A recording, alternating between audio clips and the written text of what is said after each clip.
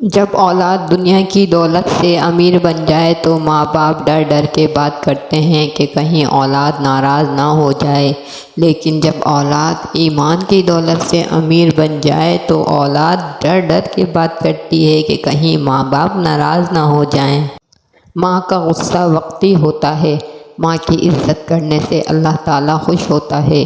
مجھے محبت ہے اپنے ہاتھوں کی تمام انگلیوں سے، نہ جانے کون سی انگلی پکڑ کر ماں نے چلنا سکھایا ہوگا۔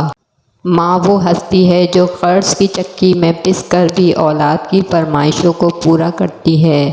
اپنے ماں باپ سے اونچی آواز میں بات مت کیا کرو، جس دن وہ خاموش ہو گئے اس دن تم ان کی آواز سننے کو ترسو گے۔ اللہ سب کی اولاد پر ان کے ماں باپ کا سایہ سلامت رکھے، آمین ثم آمین۔ باپ کی موجودگی سورج کی مانند ہوتی ہے۔ سورج گرم ضرور ہوتا ہے مگر سورج نہ ہو تو اندھیرا چھا جاتا ہے۔ رلانا ہر کسی کو آتا ہے، ہنسانا بھی ہر کسی کو آتا ہے۔ رلا کے جو منا لے وہ بابا ہے، اور جو رلا کر خود رو پڑے وہ ماں ہے۔ ماں کو اپنی خوشی پر مجھ سے زیادہ خوش، اور میرے غم پر مجھ سے زیادہ رنجیدہ، اور میری تکلیف پر مجھ سے زیادہ بے چین دیکھا ہے۔ باپ کی آنکھ سے گرنے والا ایک آنسو آپ کو تمام عمر رلا سکتا ہے، اس لیے احتیاط کیجیے۔ ہر کامیاب شخص کے پیچھے اس کی ماں کی دعا ہوتی ہے۔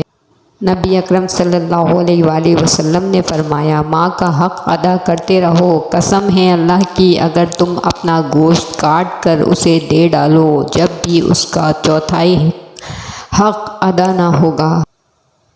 ماں ایسی ہستی ہے جو اپنے لیے دعا کرنا بھول سکتی ہے پر اپنی اولاد کے لیے دعا کرنا نہیں بھولتی، ماں کہلاتی ہے۔ میرے اعمال ایسے ہیں میں کب کا مر گیا ہوں، مجھے یہ زندگی دی ہے میری ماں کی دعاؤں نے۔ ماں تو ماں ہے، جس کی ماں نہیں اس کا میکا بھی نہیں، ماں سے ہی تو میکا ہوتا ہے۔ اللہ سب مسلمانوں کی ماؤں کو سلامت رکھے، آمین۔ جب رزق میں تنگی ہو تو غور کر لیا کرو کہ کہیں ماں باپ کے لیے دعا کرنا تو نہیں چھوڑ دی۔ ماں باپ کا ایک ایسا رشتہ ہے جس کی کمی کوئی پوری نہیں کر سکتا۔ باپ کی اپنے بچوں کے حق میں کی گئی دعا سیدھی اللہ پاک تک جاتی ہے۔ ہمیں پڑھاؤ نہ رشتوں کی کوئی اور کتاب، پڑھی ہے باپ کے چہرے کی جھریاں ہم نے۔ مفت میں صرف ماں باپ کا پیار ملتا ہے، اس کے بعد دنیا کے ہر رشتے کے لیے کچھ نہ کچھ چکانا پڑتا ہے۔ جیسے جیسے عمر گزرتی ہے احساس ہونے لگتا ہے کہ والدین ہر چیز کے بارے میں صحیح کہتے تھے۔